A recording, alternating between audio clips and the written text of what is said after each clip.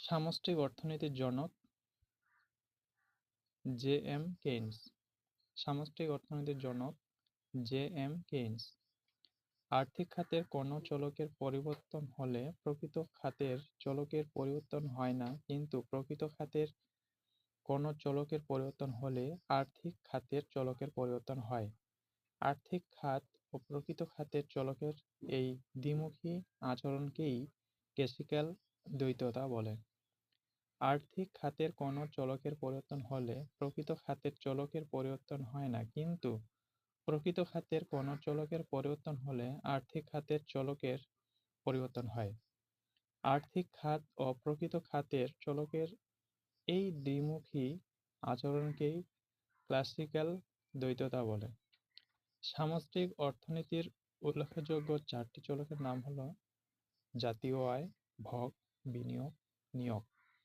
সামষ্টিক অর্থনীতির উল্লেখযোগ্য চারটি চলকের নাম হল জাতীয় আয়, ভোগ, বিনিয়োগ, নিয়োগ।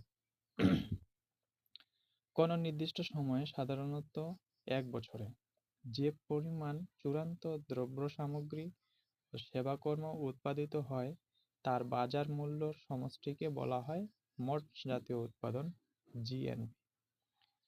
কোনো নির্দিষ্ট সময়ে, সাধারণত 1 বছর, যে পরিমাণ চূড়ান্ত দ্রব্য সামগ্রী ও সেবাকর্ম উৎপাদিত হয় তার বাজার মূল্যর সমষ্টিকে বলা হয় মোট জাতীয় উৎপাদন, জিএনপি।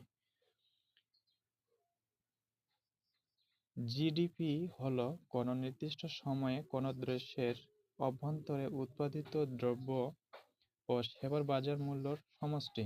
অন্যদিকে জিএনপি হল কোনো দেশে একটি নির্দিষ্ট সময়ে ওই দেশে প্রস্তুতকৃত চূড়ান্ত পর্যায়ের দ্রব্য ও সেবার আর্থিক বাজার মূল্যর সমষ্টি। জিডিপি হল কোনো নির্দিষ্ট সময়ে কোনো দেশের অভ্যন্তরে উৎপাদিত দ্রব্য ও সেবার বাজার মূল্যর সমষ্টি। অন্যদিকে জিএনপি হল কোনো দেশে একটি নির্দিষ্ট সময়ে ওই দেশে প্রস্তুতকৃত চূড়ান্ত পর্যায়ের দ্রব্য ও সেবার আর্থিক বাজার মূল্যর সমষ্টি। জিএনপি হিসেবের ক্ষেত্রে অনেক সময় সঠিক তথ্যের অভাবে অনেক পণ্য ও সেবার আর্থিক মূল্য গণনা থেকে বাদ পড়ে যায়।